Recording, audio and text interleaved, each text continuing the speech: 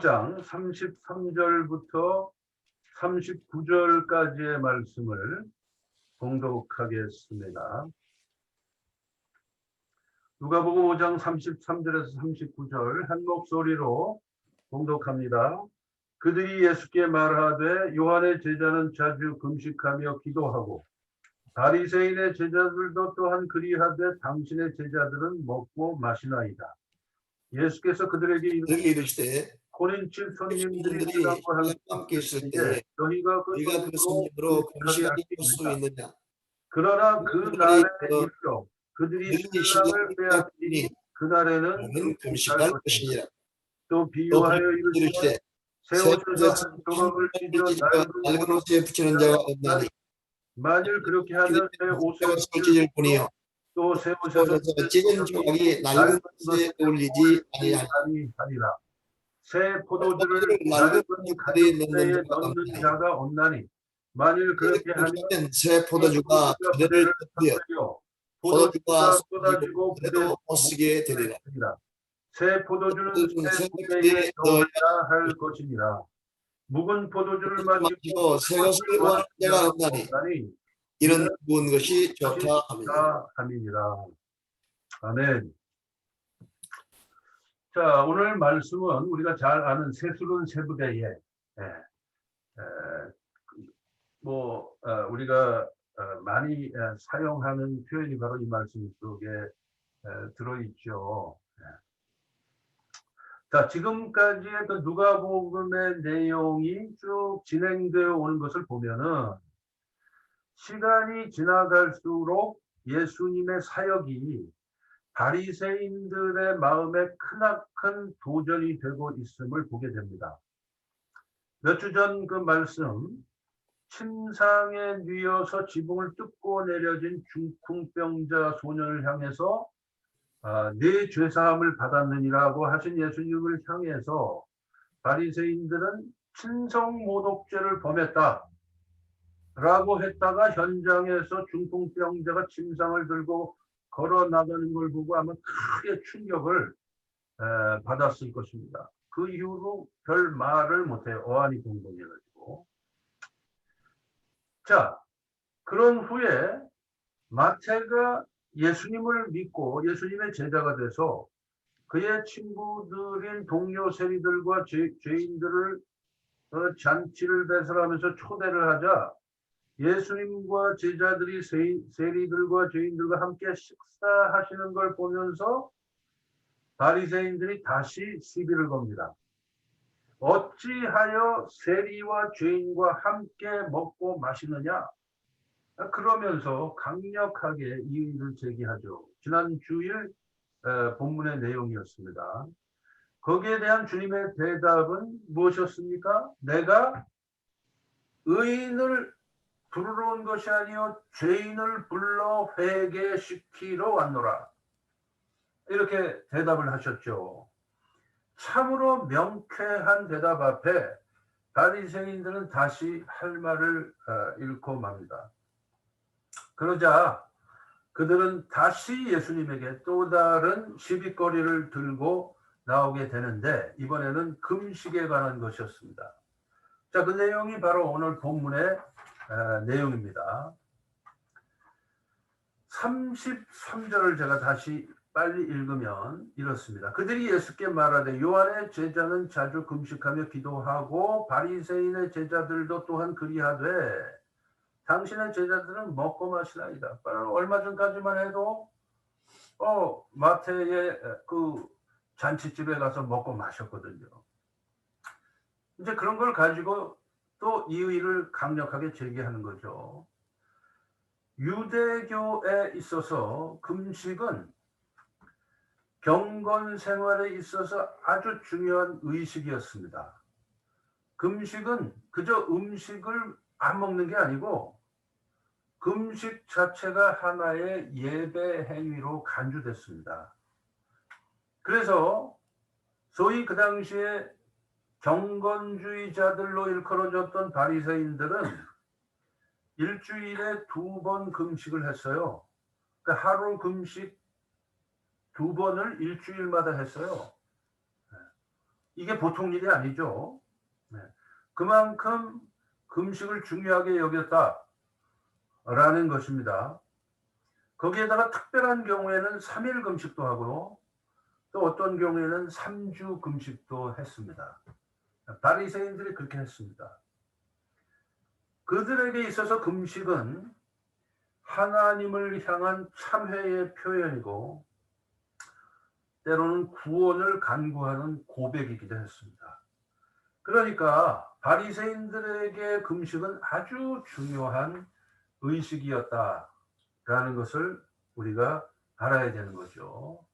우리가 특별한 기도 제목을 가지고 기도원에 올라가서 금식 기도하는 거하고는 조금 개념이 달라요. 바리새인들이 생각했던 그 금식은 우리 지금 신앙인들이 생각하는 금식하고는 조금 다르다라는 것을 알 수가 있습니다.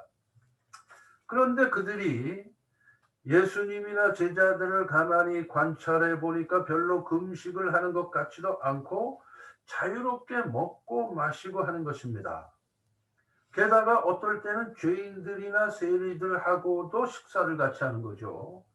이게 바리새인들 눈에는 매우 못마땅했습니다. 즉 예수님과 그의 제자들이 금식을 하지 않는다라고 하는 것은 바리새인들의 눈에는 매우 불경건하고 하나님을 향한 경외심의 부족으로 보이게 된 것입니다. 그러니까 시비를 걸 수밖에 없는 거죠. 그런데 그들의 이런 도전에 대해서 예수님께서는 의외의 대답을 하십니다. 예수님은 그들의 도전에 대한 대답을 하시면서 비유를 하나 들고 계시는데 결혼식 비유입니다. 34절에 나오잖아요. 혼인집 손님들이 신랑과 함께 있을 때에, 혼인집이라는 건 잔치집이에요. 혼인이라는 건 일생일 때 아주 큰 잔치인데 혼인집 손님들이 신랑과 함께 있을 때에 너희가 그 손님으로 금식하게 할 수 있느냐? 구약 시대 때부터 하나님과 하나님의 백성들인 이스라엘과의 관계는 마치 신랑과 신부가 혼인하는 것에 비유되어져 왔습니다. 지금 하나님이신 예수님이 마치 신랑이 되셔서 신부인 이스라엘 중에 함께 계시는 거예요. 이 혼인 잔치집과 같은 것이란 말이죠. 예수님이 메시아로 이스라엘 가운데 오신 것은 신랑이 신부를 맞이하러 오셔서 지금 혼인 잔치를 벌이는 것과 같다라고 지금 비유하시는 거죠. 그리고 그 비유는 예수님이 만드신 비유라기보다는 구약 시대 때부터 선지자들이 인용한 비유이기도 합니다. 그래서 이스라엘 사람들은 그 얘기를 들으면 그냥 착 이해할 수밖에 없는 그런 비유죠. 즉 혼인 잔치를 풍성하게 해주는 신랑의 친구들이 누구냐? 예수님의 제자들이다. 신랑이신 메시아가 함께 계시는 동안에는 바로 그 현장이 구원의 현장이 되는 거예요. 왜? 신랑이 하나님이시고 메시아이시니까. 영적으로 보면 잔치가 벌어지고 있는 거거든요. 구원의 잔치, 이 기쁨의 현장 속에는 금식이 필요 없는 것이다 라고 지금 말씀하고 계신 거죠. 구원의 주님이 지금 이스라엘과 함께 계시는데 금식이 필요 없죠. 그러면서 주님의 말씀은 이것입니다. 그러나 때가 되면은 그 신랑을 뺏길 때가 오는데, 즉 주님이 십자가의 형장으로 끌려가실 때가 곧 오게 되는데, 그때는 메시아가 계시지 않으니까, 메시아를 뺏겼으니까 잔치집이 아니죠. 이제 구원받아야 할 백성들이 충격을 받게 되는 때가 오게 되는데 신랑을 뺏기게 되니까 그때는 금식해야 한다. 지금 이렇게 주님께서 말씀하시는 것입니다. 지금 주님의 이 설명은 예언적인 비유입니다. 예수님께서 십자가에서 못 박혀 죽으실 것에 대한 예언이 포함되어 있는 비유예요. 혼인잔치의 비유입니다. 그런데 가만히 생각해 보면 바리새인들이 들었을 때에, 그 설명을 들었을 때에 이게 동문서답과 같은 대답이 되는 거죠. 바리새인들이 이해할 수 없는 말씀을 지금 예수님은 하시는 거거든요. 예수님이 메시아이심을 믿지 않는 바리새인들이 주님의 이 비유의 의미를 깨닫기는 불가능한 거죠. 하지만 누가복음을 읽고 있는 우리는 깨달을 수가 있어요. 성경의 전체 흐름을 우리는 이미 알고 있기 때문에 깨달을 수가 있어요. 그러나 그 당시에 그 현장에 있었던 바리새인들은 예수님의 이 설명을 알 수가 없는 거예요. 네. 자, 그러면 예수님께서 이렇게 말씀하신 뜻이 무엇일까를 우리가 봐야 되는 거죠. 지금 주님께서는 한마디로 말해서 판을 바꾸는 얘기를 하고 계시고 판을 흔드는 말씀을 하고 계시는 것입니다. 이 믿음이라는 판을 완전히 흔들어서 새로운 믿음의 패러다임을 말씀하고 계시는 거예요. 자, 여러분들의 이해를 돕기 위해서 제가 제 나름대로 예를 한번 생각해 봤어요. 만약에 여러분이 아주 고급, 굉장히 비싼 중국 음식점에 어떤 분으로부터 초대를 받아서 갔다고 치자고요. 예를 들어서 그 중국 음식점이 굉장히 고급이라서 1인당 음식비가 한 100불쯤 나온다, 이렇게 한번 가정을 해보자고요. 그런 근사한 자리에 초대를 받았는데 웨이터가 와서 무슨 음식을 드시겠습니까 하고 물었을 때에 나는 짜장면 먹겠습니다. 옛날 짜장 먹겠습니다. 이렇게 한다면 그게 말이 되겠습니까? 그 음식점에는 메뉴판에 보니까 아주 막 기가 막힌 그냥 산의 진미 고급 음식들이 쫙 적혀 있는데 그런 것을 주문할 것을 기대하면서 그 초대한 사람이 여러분을 초대했을 텐데 거기에 그 격에 맞는 음식을 초대하는 것이 초대한 사람의 그 초대에 부응하는 게 되는 거거든요. 짜장면은 대명관이나 동천홍에 갔을 때 얼마든지 먹을 수 있어요. 그러나 이 고급 중국 음식점에서는 그런 걸 시키는 게 아니라 이 말이죠. 격에 안 맞는 것이다 이거예요. 네? 바로 그런 집에 초대를 받아서 가서 거기에 걸맞는 음식을 시키는 것이 초대한 사람에 대한 예의가 되는 것입니다. 그렇지 않습니까? 만약에 그런 음식점에서 제가 초대를 받았는데 제가 짜장면을 시킨다면 저는 완전히 고정관념에 머물러 있는 사람이 되는 거예요. 중국집에 가면 짜장면이나 짬뽕을 먹어야 된다라는 고정관념에 매여 있는 사람이 되는 거고, 지금 세상이 어떻게 돌아가는지를 모르고 내가 지금 어떤 종류의 초대를 받았는지를 지금 모르고 있다는 뜻이 되는 것입니다. 중국집이니까 당연히 짜장면 아니면 짬뽕이지, 아니면 우동이지, 이렇게 생각한다면 그 옛날의 고정관념 때문에 지금 현재 내 앞에 벌어지는 이 현실의 그 중요성과 이 현실의 의미를 모르고 있는 것이 되는 것입니다. 대명관에 가는 거하고 이 음식점에 가는 거는 쉽게 얘기하면 판이 다른 거예요. 판이 달라요. 그렇기 때문에 우리가 그런 음식점에 갔을 때 우리의 사고의 패러다임이 바뀌어야 맞는 것이다. 무슨 얘기냐 하면요, 지금 주님이 메시아로 오셔서 이스라엘과 함께 하고 계십니다. 이거는 완전히 판이 다른 현장이거든요. 지금까지 이스라엘 사람들이 생각했던 믿음이라고 하는 것과는 판이 다른 믿음의 말씀을 지금 주님께서 하고 계시는 거거든요.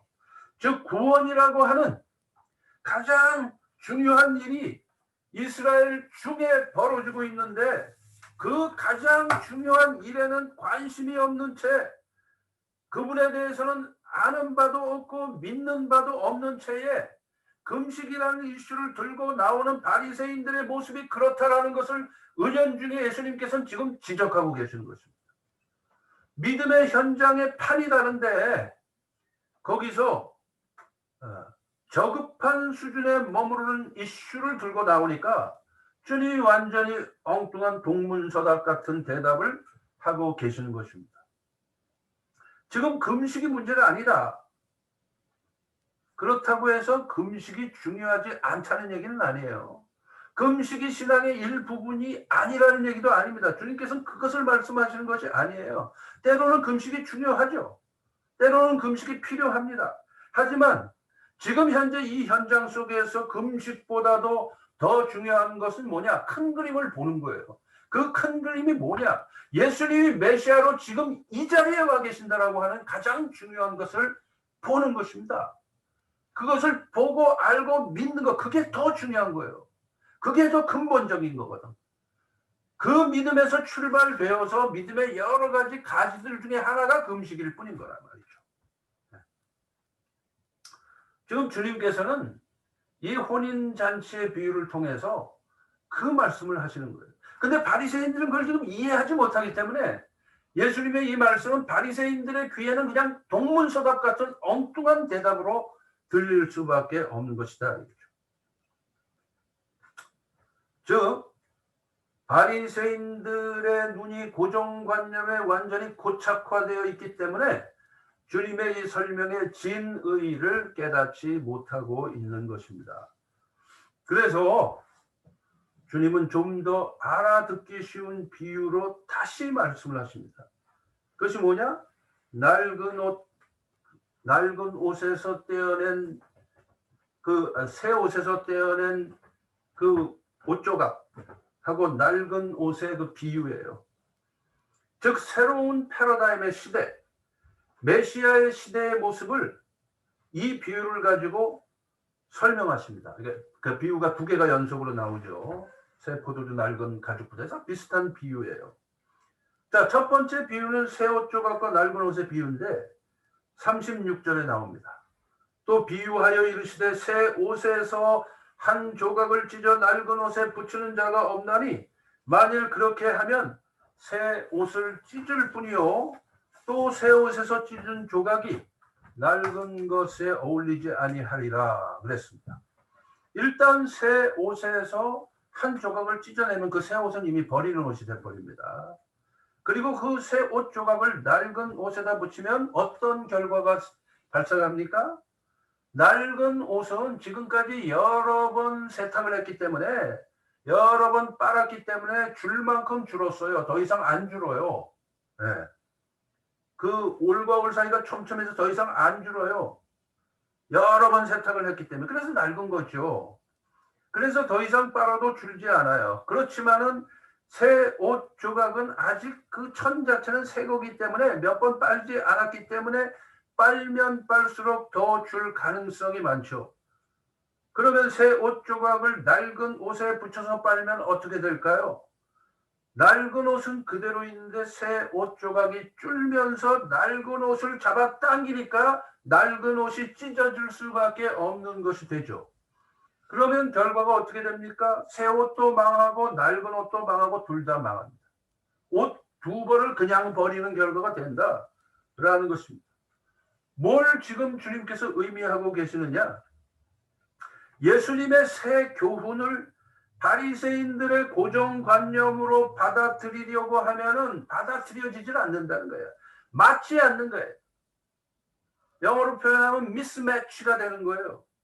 바리새인들은 그 새 교훈이 자기들에게 받아들여지지 않고 이해가 되질 않기 때문에 스트레스만 받고 주님의 새 교훈은 이해할 수 없기 때문에 배격당하게 되는 것이죠. 따라서 주님의 새 교훈은 고정관념을 다 버린 후에야 비로소 받아들일 수 있는 그런 가르침이 되는 것입니다.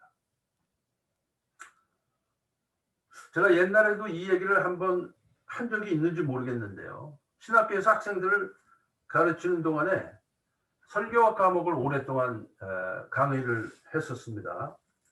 제가 가르친 과목들 중에 이제 설교학 과목이 두 과목이 있어요.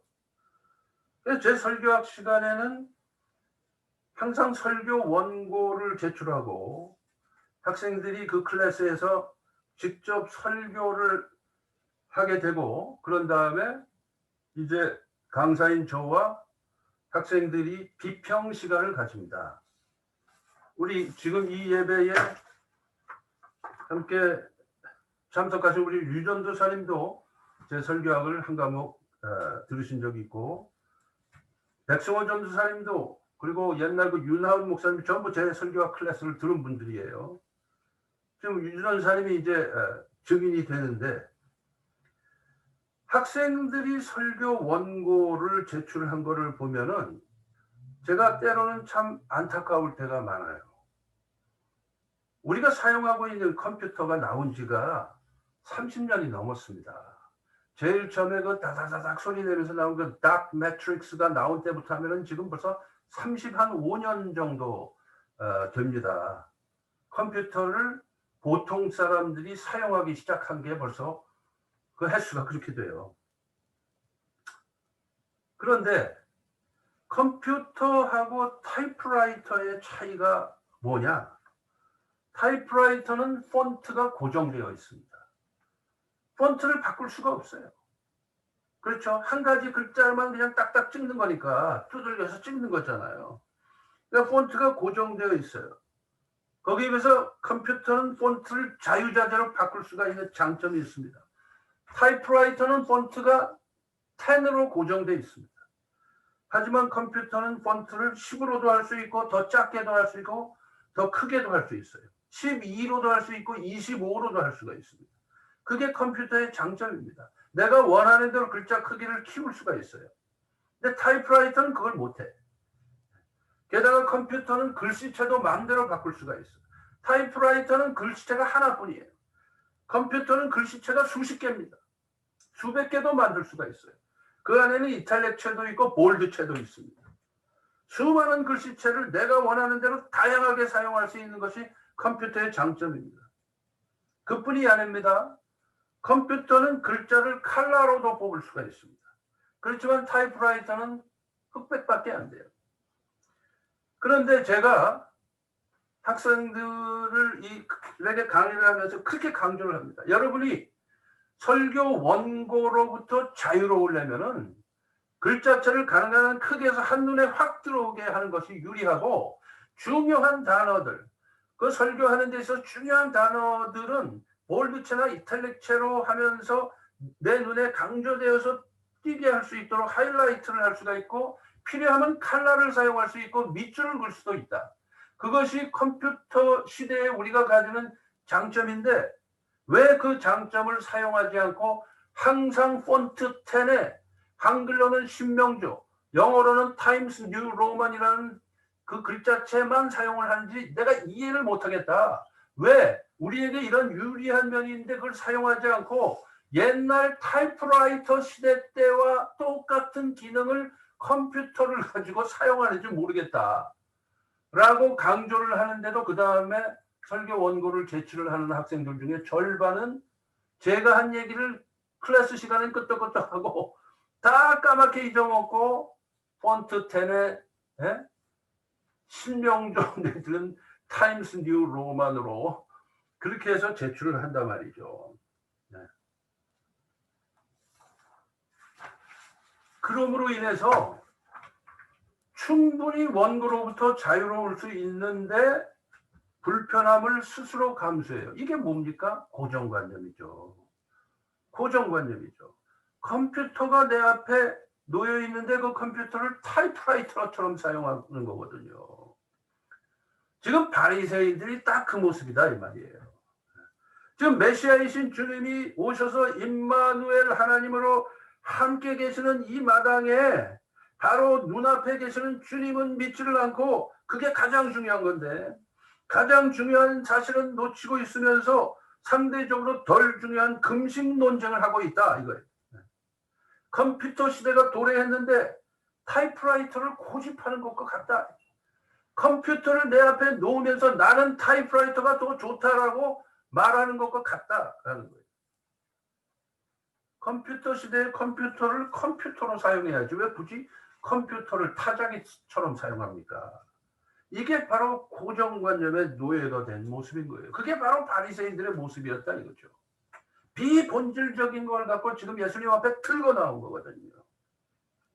영적으로는 그게 바로 전통에 고착된 율법주의 또는 형식주의가 되는 것입니다. 또한 그게 당시의 바리새인들의 율법주의자들이었던 바리새인들의 영적인 패착이 되는 것입니다. 자, 그 다음 비유인 새 포도주와 낡은 가죽 부대도 마찬가지예요. 길게 설명할 필요가 없죠, 제가. 새 포도주는 발효 중이기 때문에 팽창력이 강합니다. 그래서 새 포도주를 낡은 가죽 부대에 넣으면 그 팽창력 때문에 계속 발효하니까 팽창력 때문에 가죽 부대가 찢어져 버려, 터져 버립니다. 그러면 포도주는 쏟아져서 버리게 되고 가죽 부대는 찢어져서 버리게 돼서 둘 다 망하게 된다. 낡은 가죽 부대에는 묵은 포도주를 넣어야만 둘 다 성하게 되고 새 포도주는 새 가죽 부대에 넣어야만 둘 다 보존이 되는 것입니다. 그래서 새술은 새 부대. 이게 우리 신앙인들의 슬로건이잖아요. 뭘 의미합니까? 패러다임 시프트를 말하는 거죠. 그런데 새 포도주가 나왔는데 묵은 것이 좋다 하면 되겠습니까? 새 포도주의 시대가 왔는데 묵은 것이 좋다.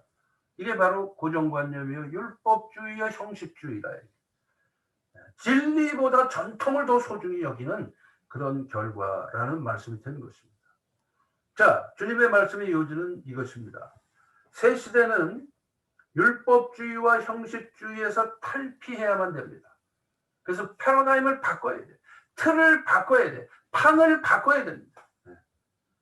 그래서 신앙이라는 것은 점진적인 개혁이 필요할 때도 있지만 예수를 믿는다는 것 자체는 개혁이 아니고 혁명이에요. 우리가 주님을 믿는다고 하는 것은 인생의 아주 결정적인 터닝 포인트거든요. 그 후에 점진적인 개혁이 있는 것이죠. 혁명적인 새로운 출발이 없는데 무슨 개혁이 필요하겠어요? 그렇죠? 만일 우리가 지금까지도 바리새인들이 가지고 있었던 율법주의와 형식주의에 계속 머물러 있었다면은 우리는 매번 죄의 문제로 짐승제사를 지금도 지내고 있어야 될 것이고 매해 몇 번씩 예루살렘으로 성지순례를 가야만 했었을 것입니다. 하지만 주님이 진정한 성전이 되고 우리가 그 성전 안에 있고 그 성전이 우리 안에 들어와 있기 때문에 그리고 주님이 진정한 제물이 되셔서 십자가에서 이미 죽어주셨기 때문에 우리는 이런 모든 율법주의와 형식주의의 속박으로부터 자유로운 사람들이 되었다라는 것이죠. 그걸 선언하는 것이 신앙 고백이 되는 것이죠. 금식을 신앙인답게 하면은 문제가 될 게 없고 오히려 금식이 우리에게 유익함을 주죠. 그러나 금식을 율법주의 때문에 의무감 때문에 하게 되면 그 금식이 오히려 신앙의 걸림돌이 될 수 있다. 라는 것을 주님은 말씀하고 계시는 것입니다. 자, 신앙인은 항상 전통과 말씀 사이에서 고민하는 존재들이에요. 그러나 항상 우리의 결론은 같아야 합니다. 진리의 말씀이 우선이고 전통은 진리의 말씀이라는 그 렌즈를 통해서 봐야 됩니다. 그래서 그 전통이 성경 말씀에 부합되면 우리는 여전히 간직하는 것이고 부합되지 않으면 버리는 것이 정답이다라는 것이죠. 오늘 이 비유들을 통해서 주님께서 그걸 말씀하고 계시는 거거든요. 전통과 관습이 우리를 얽어매려 할 때에 우리는 성경의 가르침을 통해서 삶의 패러다임을 바꿔야 한다 하는 것입니다. 진실한 신앙은 그래서 혼합주의를 배격합니다. 진리와 전통을 함께 고수하려고 하면 언젠가는 부대낄 때가 온다. 이것이 바로 혼합주의거든요. 그리고 그것이 바로 율법주의에 얽매이는 것이 되는 것입니다. 새 술을 거부하는 자세, 묵은 것이 좋다 함이니라. 오늘 설교 제목인데 이런 자세는 묵은 사람들, 율법주의자들에게 그냥 줘버리고 우리는 새 술은 새 부대를 우리의 신앙적인 슬로건으로 삼고 앞으로 걸어나가야 되는 것입니다. 펜실베니아에 있는 그 아미시들의 모순이 예를 들면 바로 거기에 있는 거예요. 그들의 삶이 얼핏 보면 굉장히 경건한 삶을 사는 것 같은데 그들 역시 바리새인들과 똑같이 전통의 얽매여서 살아가는 사람들일 뿐인 거예요. 지금 21세기를 살고 있으면서 16세기의 문화를 간직하고 있는 거죠. 성경 말씀의 진리를 간직하는 게 아니고 21세기를 살면서 16세기의 문화를 간직하고 있어요.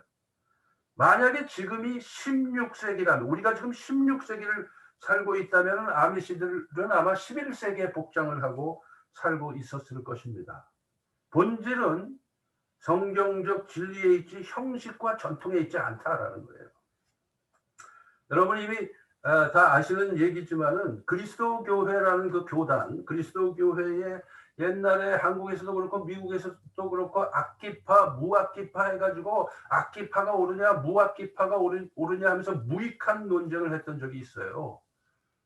바리새인들이 금식의 논쟁을 가지고 예수님 앞에 나온 거하고 하나도 틀린 게 없어요. 똑같은 얘기죠. 즉 하나님 앞에서 예배 드릴 때 악기를 쓰는 게 좋으냐 안 쓰는 게 좋으냐 하는 그런 무익한 논쟁. 악기가 없어도 우리는 하나님을 찬양할 수 있고요. 악기가 있어도 찬양할 수 있습니다.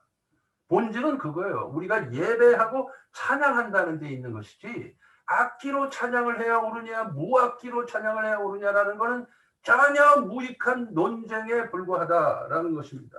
그게 바로 전통이죠. 전통. 본질은 뭡니까? 진리는 뭡니까? 우리는 하나님 앞에 예배하는 존재다라는 거예요. 거기에 형식은 도구일 뿐이다라는 것이죠. 근데 형식이 절대 진리의 자리를 딱 차지하면 형식주의가 되는 거고 율법주의가 되는 것이다. 그 말입니다. 우리는 전통음악으로 예배음악을 삼아야 되느냐 아니면은 대중음악으로도 예배음악으로 삼을 수 있느냐라는 것도 따지고 보면 무익한 논쟁에 불과한 것이다. 중요한 건 우리가 무엇으로든지 하나님을 찬양하는 우리의 자세가 중요하다. 그러니까 우물가의 여인이 예수님 앞에 물어봤잖아요. 우리가 예루살렘에서 예배를 드리는 것이 옳습니까? 아니면 저 산에서 그리심산에서 예배 드리는 것이 옳습니까? 그때 예수님의 대답이 뭐였어요? 예루살렘에서 예배 드리는 것이 옳다. 그리심산에서 예배 드리는 것이 옳다. 이렇게 대답을 안 하셨거든요. 예수님의 대답은 무엇이었습니까? 신령과 진정으로 예배 드려라. 뭐냐? 예배 드리는 우리의 예배자의 자세가 중요한 것이지 어디에서 예배를 드리느냐는 중요한 것이 아니다라고 말씀하고 있는 거거든요. 똑같은 얘기가 되는 것입니다. 옛것에 안주하는 마음은 때로는 새 것을 맛보는 것조차도 거부하는 그런 고정관념의 그 노예가 되게 되는 것이다 라는 것입니다. 바리새인들은 바로 거기에 머물러 있으면서 자신들이 지금 고정관념의 노예가 되어 있다는 것은 보지를 못하고 예수님의 제자들을 비방한 것이 되는 것이죠. 그들이 전통을 지키지 않는다고.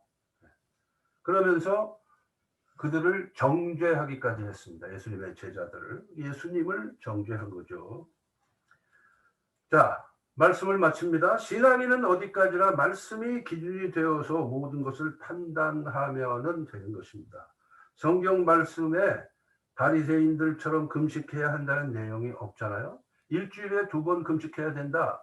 일주일에 특별한 경우에는 일주일에 3일 금식해야 되고 어떨 때는 3주도 금식해야 된다라는 말씀이 성경 안에 없죠. 그렇죠? 그건 그들의 전통이었을 뿐입니다. 그리고 바로 그들처럼 남을 정죄하는 것은 성경이 엄격하게 금하고 있는 내용이기도 하잖아요. 그러나 그들은 자기 의의에 사로잡혀서 마구 남들을 정죄했습니다. 신앙적으로. 그러니까 우리 신앙인들의 자세는 그렇게 해서는 안 된다라는 것입니다. 주님을 믿는 우리들은 항상 말씀이 기준이고 말씀이 거울이에요. 말씀에 비추어서 판단하면 되는 것이고 말씀을 인해서 우리는 고백하면서 행동하면서 살아가면 되는 것입니다. 믿으십니까? 기도하시겠습니다.